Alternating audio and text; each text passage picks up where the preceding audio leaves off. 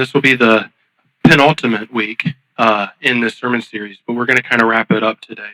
But one of the things that's been happening during this sermon series is each week I've kind of pointed out different ways in which our life can get away from us, how things can run downhill quickly, and how things, if not in control, really kind of cause issue. And I always end up asking this question. I hope that you have been wrestling with this question yourself.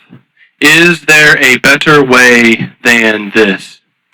Is there a better way than the way that I'm currently living? One of the things that's been sitting in the back of my head, though, is if you are all like me, then you probably don't like change. Who here loves change? Anyone? Anyone here? All right, interesting. So you are like me. And here's what I've recognized, that when I've been forced to change in my life is when I've seen the biggest moves in my life. It's when my back is in the corner, my back is up against the wall, or I am at the end of my rope, or I have hit rock bottom. When I have been forced to make a change, that I've actually done so. Does that resonate with anyone here today? Where you've looked up from the pile we call our life and go, oh man, something has to give. Whenever I think of stories like that, I think of a man named Bill Wilson. Bill Wilson, by the time he hit his lowest point, alcohol had nearly taken everything from him. He had tried and tried again and again to quit. He tried willpower. He tried doctors. He tried every trick he could think of, but nothing worked. His career was in ruins. His friendships were broken. His health was deteriorating, and his marriage was hanging on by a thread. He had lost almost everything that mattered to him, and still yet, he could not stop the thing that was breaking all of it. He could not force himself to change. This addiction to alcohol was too strong for him. One night, as he was laying in a hospital bed in New York City, Bill had hit rock bottom. He was utterly powerless, and he knew it. And he knew he had no more solutions, no more resources, and no more strength. It was there, in that low point, that an old drinking buddy came by named Ebby. And Ebby looked at Bill and told him, you admit that you are licked. You get honest with yourself. You pray to whatever God you think there is, even as an experiment.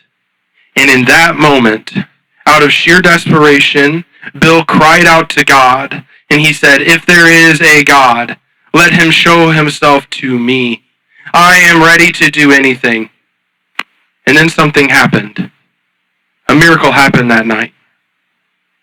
Bill later described this as a spiritual awakening. He felt a presence, a light, and a power that lifted the obsession and the addiction to drink from him. That one desperate prayer prayed at the end of himself became the beginning of a movement. It was there in the middle of that hospital bed crying out that the first, well, not the first, but one domino of many fell that became the origins of Alcoholics Anonymous.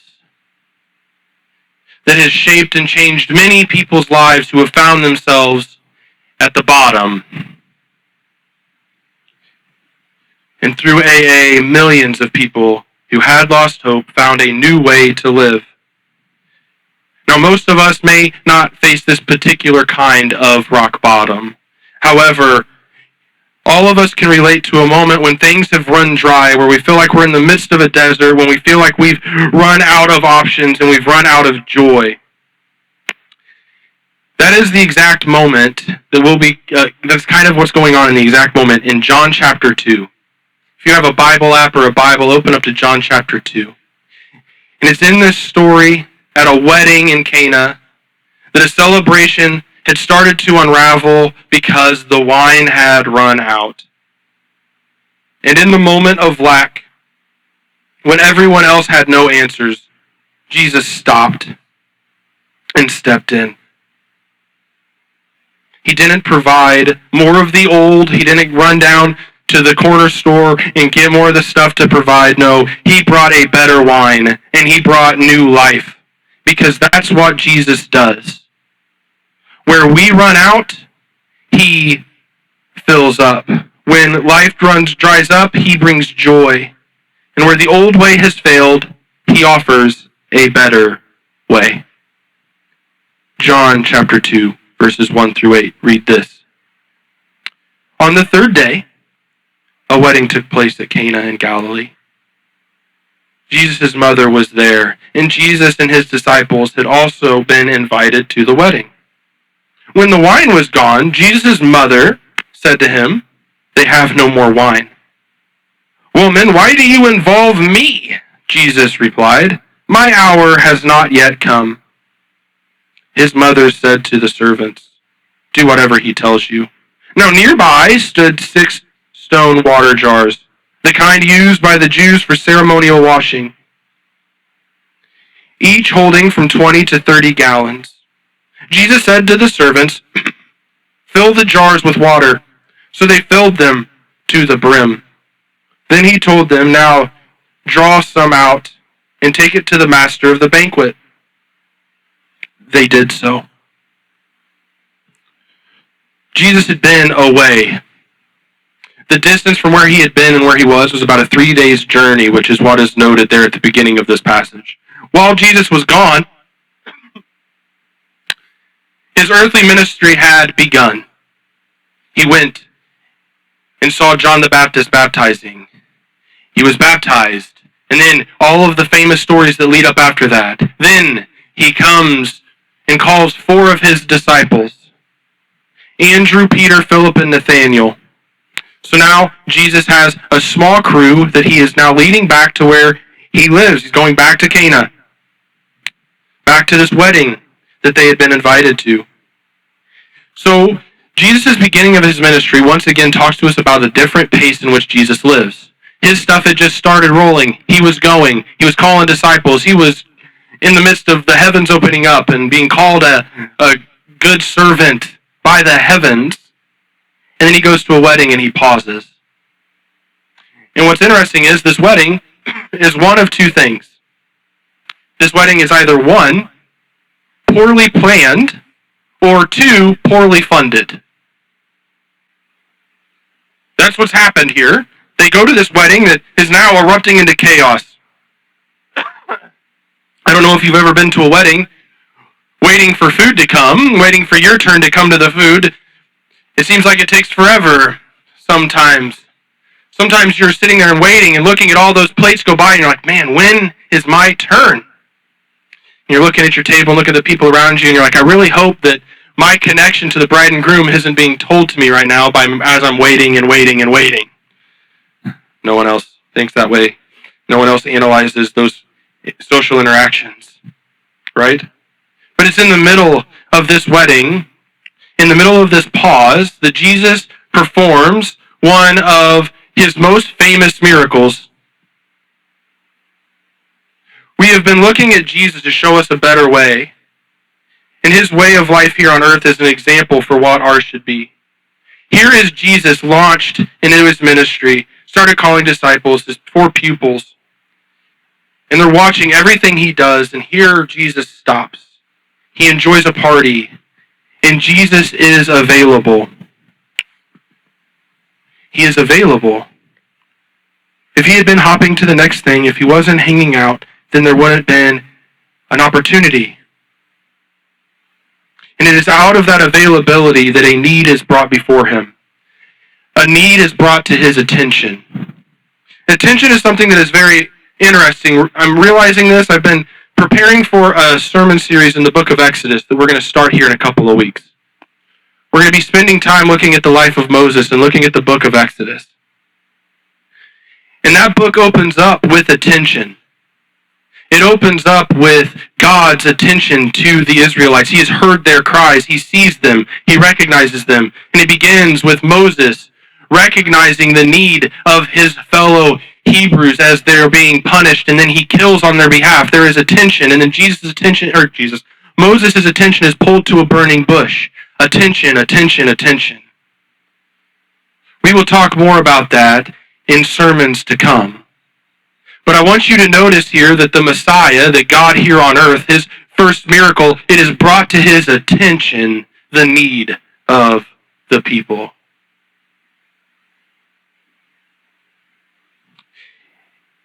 And what ends up happening is, how is it that his attention is brought forth? It's brought by his mother Mary. Now, Mary is an important figure. I think it's kind of goes without saying. I mean, she is the one who bore our Savior.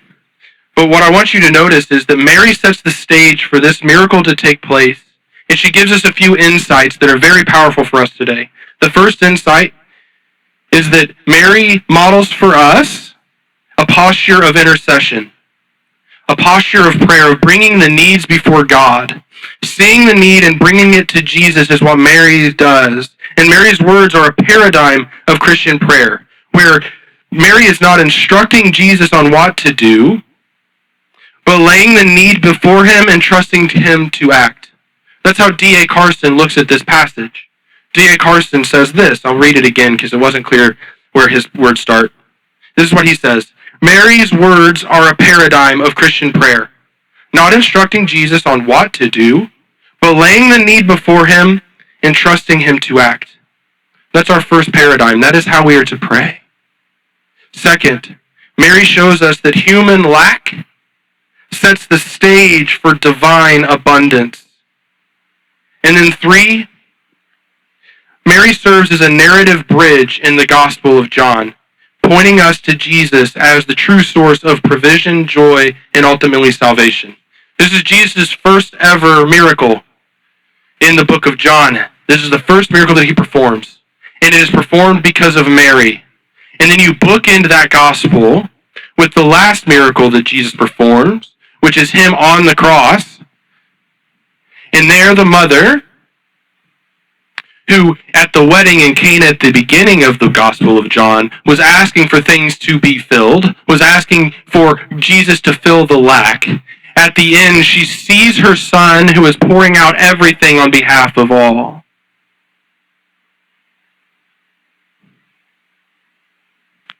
And I think that this connection should not be missed. Because what happens is this ends up tying together and starts highlighting the reader to look at some of the things that are happening in this miracle symbolically. What are the symbols? What is this meaning? It's not just that people were wanting to get drunk, and so Jesus is like, yeah, go get more drunk. That's not what he's saying here. That's not what he is intending. That is not what he is doing. He is communicating something very intentionally. And we start to see that as the way that John writes this story down. Because he starts to give us details. Details are important in the gospel. There's only so many words that John has. And here, he gives us some details. The first thing that he tells us about is about these jars. He gives us details about the jars. He could have just said that there were some stone jars and Jesus said, fill those up and then go do those things. No, they're not just stone jars. They're ceremonial jars. Well, why would there be ceremonial jars at a Jewish wedding? They are there because the law told them how to be ceremonially clean and how to do that. And so the Torah said, you need to have these jars, you need to do some ceremonial washing so that you can be cleaned. And it's those jars that Jesus says fill up. Now, it's interesting to me that these jars aren't full, that they are empty, which is the second thing. He says there's about 20 to 30 gallons worth of water that these things can hold. And he tells the servants, go and fill them, but he doesn't just say fill them up. Jesus says fill them to the brim. Not halfway. He didn't say, okay, how many head are here at this wedding? Okay, we probably need about 45 more gallons. What do we got to carry the one? How many, not that many servings? Okay, can we get smaller cups out so that we can preserve? No. He says, fill these things to the brim, all the way up.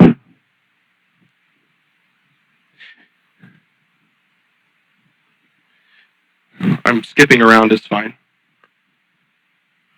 And he's communicating to us through this word. John is communicating to us about Jesus and what he is communicating.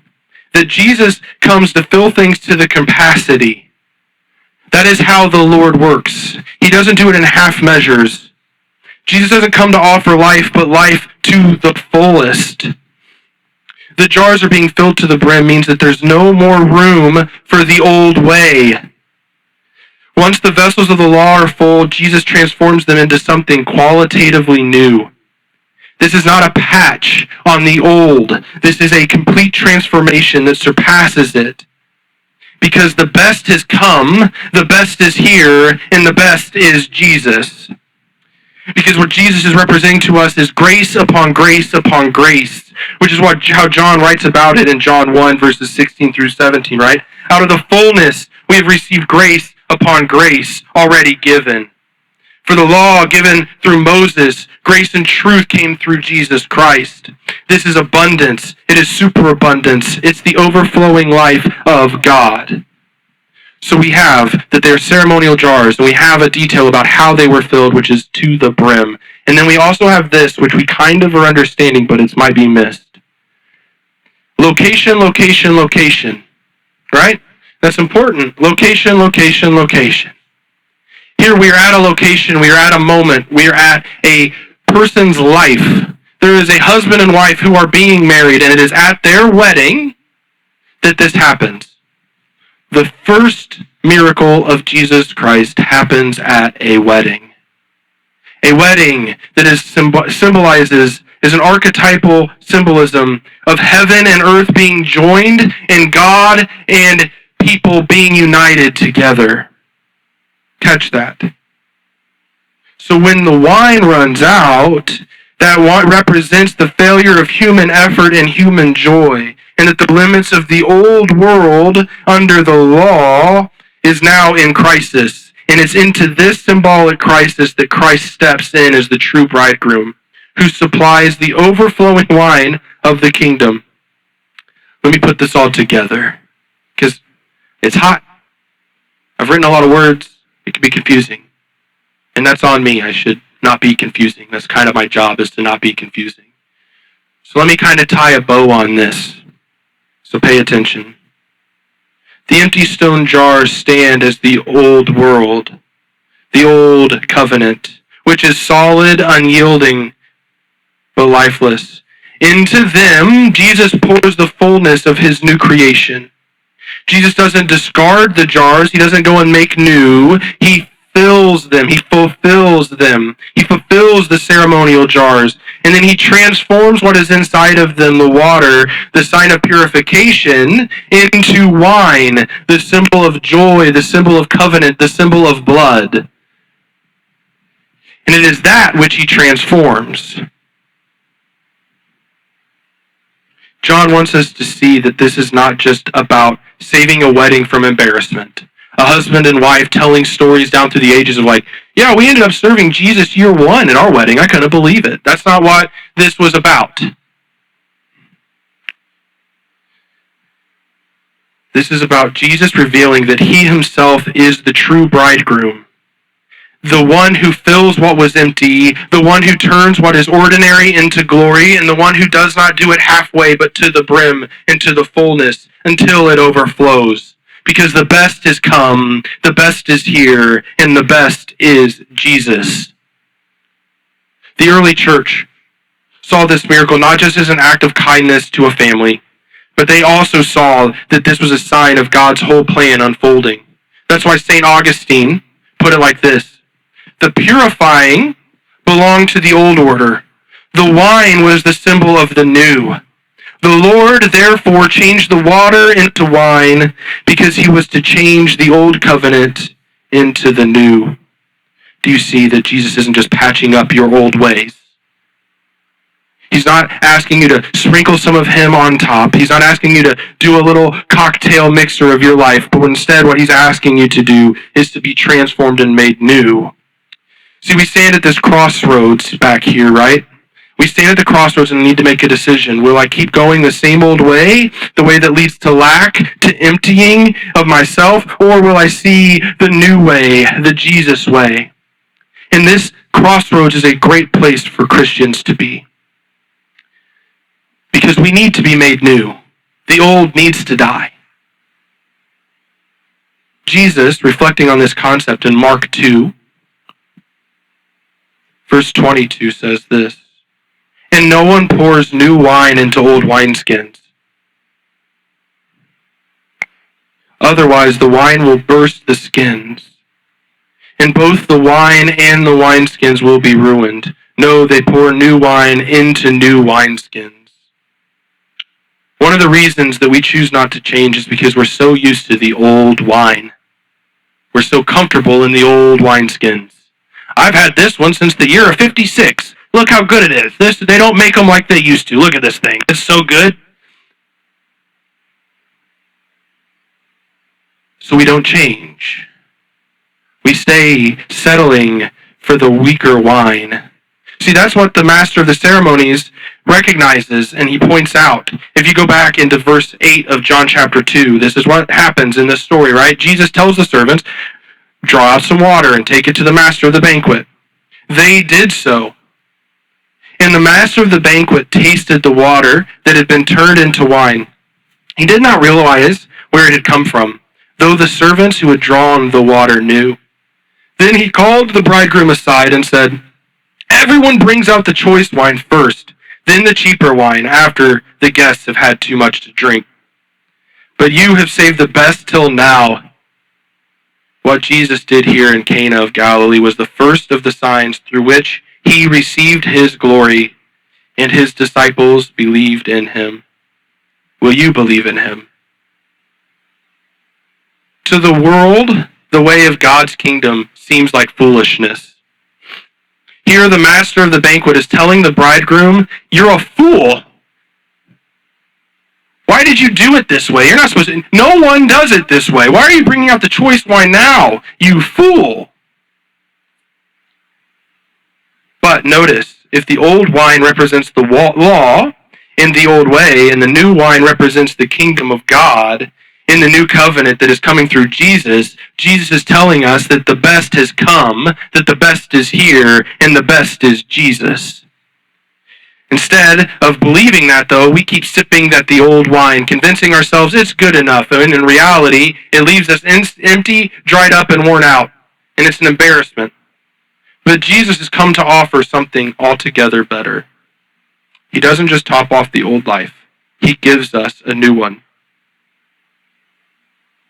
That is the exact invitation that Paul talks about in Colossians chapter 2. Paul wants us to remember that the old, weaker ways are not the ones that we should be running back to, that we shouldn't settle for substitutes when the fullness of Christ has been poured out for us. And if Jesus is the choice wine, then Paul is reminding us, drink deeply.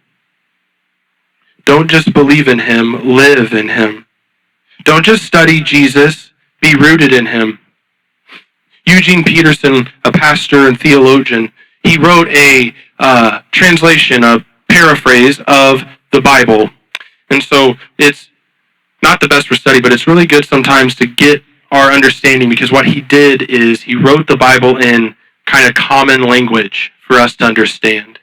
What I want to read is how Eugene Peterson writes this next passage for us and shows us how we are to live in the better way. This is Colossians chapter 2, verses 6 through 15. Just listen to this. This is Paul writing, but this is Eugene Peterson's translation. "My counsel for you is simple and straightforward. Just go ahead with what you've been given. You received Christ Jesus the Master. Now live him. You're deeply rooted in him. You're well constructed upon him. You know your way around the faith. Now do what you've been taught. School's out. Quit studying the subject and start living it. And let your living spill over into thanksgiving. Watch out for people who try to dazzle you with big words and intellectual double talk. They want to drag you off into endless arguments that never amount to anything. They spread their ideas through empty traditions of human beings and the empty superstitions of spirit beings.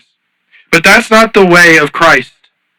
Everything of God gets expressed in him, so you can see and hear him clearly.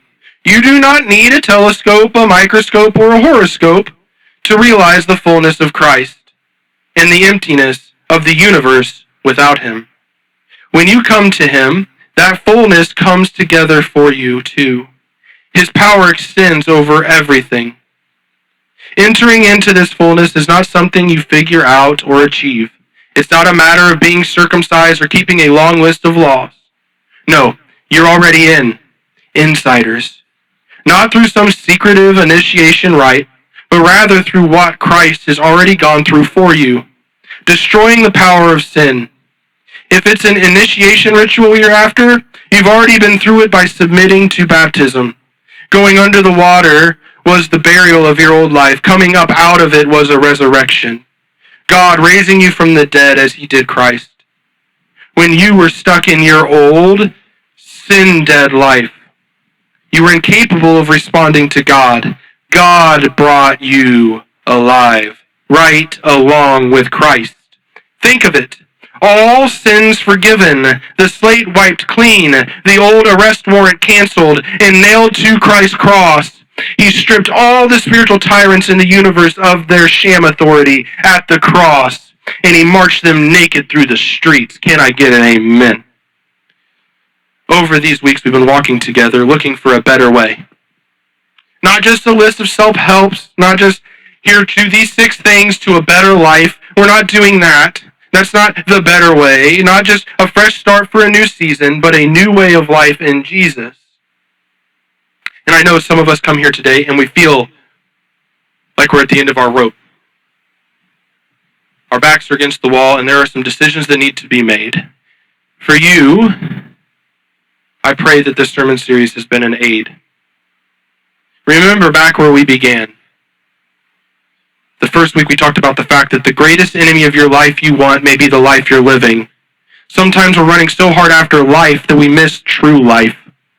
Then in the second week we saw that it's a fight to stay focused on what matters most, but it's worth the fight. The enemy doesn't have to destroy you if he can distract you. We learned last week that if you don't give your time a name, hurry will steal it. That life is too short, eternity too long to keep living at the pace that pushes God to the margins. And here today, I want to encourage you to remember, the best has come. The best is here, and the best is Jesus.